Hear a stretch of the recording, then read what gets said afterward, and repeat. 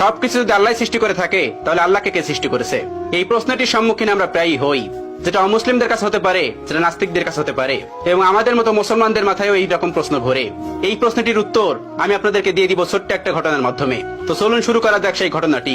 একবার ইরাকে সমস্ত নাস্তিকের একত্রিত হলো এবং সেখানকার সমস্ত আলেমদের ডাকলো এবং বলল, তোমরা যদি আমাদের 4টা প্রশ্নের উত্তর দিতে পারো তাহলে আমরা ইসলাম ধর্ম গ্রহণ করে নেব, আমরা মুসলমান হয়ে যাব, আমরা নাস্তিক থাকবো না। তারপর সকল আলেমরা বলল, ঠিক আছে, তোমাদের প্রশ্ন 4টি করো, আমরা প্রশ্ন উত্তর দেওয়ার চেষ্টা করব।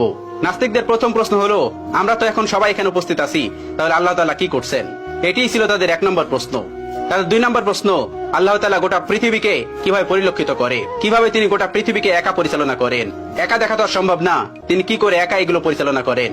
এটি ছিল তাদের দ্বিতীয় প্রশ্ন। তাদের 3 নম্বর প্রশ্ন, মুসলমানদের নবী হযরত মুহাম্মদ সাল্লাল্লাহু আলাইহি ওয়াসাল্লাম মিরাজে গিয়েছিলেন, পৃথিবীর এই আহ্নিক গতি ভেদ করে আসমানের কোন দরজাতে তিনি আসমানে প্রবেশ করলেন এবং আল্লাহর সঙ্গে দিদার করলেন? এটি ছিল তাদের তৃতীয় প্রশ্ন। এবং তাদের সর্বশেষ প্রশ্ন, আল্লাহ তাআলার আগে কে, আল্লাহ তাআলাকে কে সৃষ্টি করেছেন? এই ছিল তাদের মোট 4টি প্রশ্ন। সেখানে থাকা সকল আলেমরা উত্তর দেওয়ার চেষ্টা করলো, কিন্তু কেউ সৎ উত্তর দিতে পারলো না, কারণ এই প্রশ্নগুলি খুবই কঠিন প্রশ্ন, যার উত্তর দেওয়া তো সহজ না। তারা কেউ পারল না তাদের উত্তর দিতে। ওই সবস্থল থেকে কিছুটা দূরেই ইমামে আজম আবু হানিফা রাহমাতুল্লাহর বাড়ি ছিলেন। আপনারা অনেকেই জানেন, ইমাম আবু হানিফা রাহমাতুল্লাহ কাপড়ের ব্যবসায়ী ছিলেন। তো শহরের পাশেই তার বাড়ি ছিলেন। তার কানেই খবরটি গেল। তিনি জানতে পারলেন সবস্থলে এই ঘটনাটি ঘটছে। তিনি দ্রুত বাড়ি থেকে বের হয়ে সেই সবস্থলে উপস্থিত হলেন। তার বয়স তখন মাত্র 13 বছর। তখন তিনি 30 পারা কোরআনের হাফেজ। তিনি সেখানে উপস্থিত হলেন এবং তিনি পিছন থেকে বললেন, আমি তোমাদের এই 4টি প্রশ্নের উত্তর দিতে চাই। সবাই সেখানে অবাক হয়ে গেল, এই ছোট্ট বাচ্চাটি এই কঠিন কঠিন প্রশ্নের উত্তর দেবে? অবাক হয়ে তাকে ডেকে নিল এবং বলল, তুমি আসো। তিনি বললেন, আমি তোমাদের এই সকল প্রশ্নের উত্তর দিব। সবাই রাজি হলেন। তিনি বললেন, প্রশ্ন কে করবে? একজন দেখিয়ে দিলেন, ওই যে মঞ্চে যে বসে আছেন উনি প্রশ্ন করবে। চেয়ারে বসে থাকা ওই লোকটিকে আবু হানিফা রাহমাতুল্লাহ বললেন, তুমি যখন আমাকে প্রশ্ন করবে তখন তুমি আমার ছাত্র, আমি তোমার শিক্ষক, তাহলে আগে তুমি আমাকে ওই চেয়ারে বসতে দাও, আর তুমি নিচে দাঁড়িয়ে আমাকে প্রশ্ন করবে। উদ্ভট হলেও এটি তারা মেনে নিয়েছিল। আবু হানিফা রাহমাতুল্লাহ চেয়ারে গিয়ে বসলেন এবং ওই নাস্তিকটি নিচে এসে প্রশ্ন করলো। প্রথম প্রশ্নটি ছিল এরকম যে, আল্লাহ তাআলা এখন কি করছেন? আবু হানিফা রাহমাতুল্লাহ তীক্ষ্ণ বুদ্ধি সম্পন্ন একজন মানুষ ছিলেন। আল্লাহ তাআলা তাকে অনেক হিকমত দিয়েছিলেন, অনেক জ্ঞান দিয়েছিলেন। তিনি উত্তর দিলেন, আল্লাহ তাআলা এই মুহূর্তে তোমার মতো বেকুবকে চেয়ার থেকে নামিয়ে আমাকে চেয়ারে বসিয়ে দিয়েছেন। এটি ছিল 1 নম্বর প্রশ্নের উত্তর। সবাই অবাক হয়েছিল। এই উত্তর খণ্ডানোর মতন উত্তর তাদের কাছে ছিল না, তাই তারা এটি মেনে নিতে বাধ্য হয়েছিল। এবার তিনি বলেছিলেন, এবার তোমার দ্বিতীয় প্রশ্নটি করো।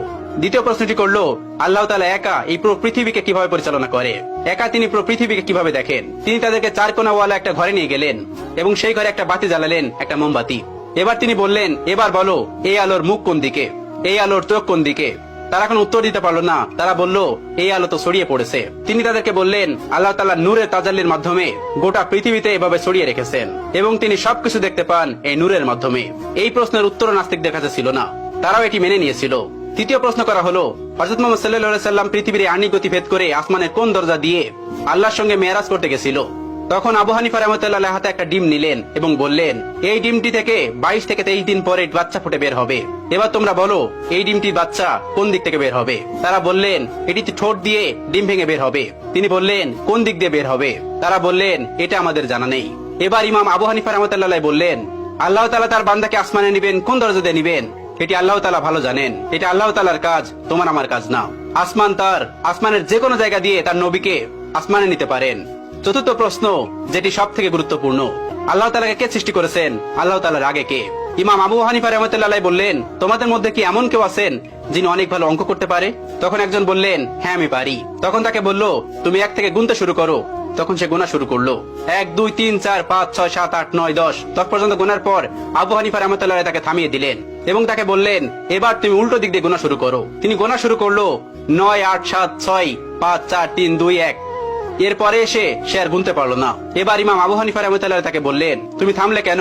আমি তো তোমাকে থামতে বলিনি। তিনি বললেন, এর আগে কিছুই নেই। এবার আবু হানিফা রাহমাতুল্লাহ বললেন, আল্লাহর আগেও কিছু নেই।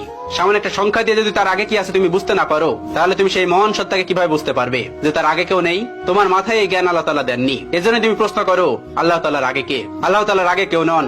কুল হুয়াল্লাহু আহাদ, আল্লাহুস সামাদ, লাম ইয়ালিদ ওয়া লাম ইউলাদ ওয়া লাম ইয়াকুল লাহু কুফুয়ান আহাদ। তিনি এক এবং একক। তাকে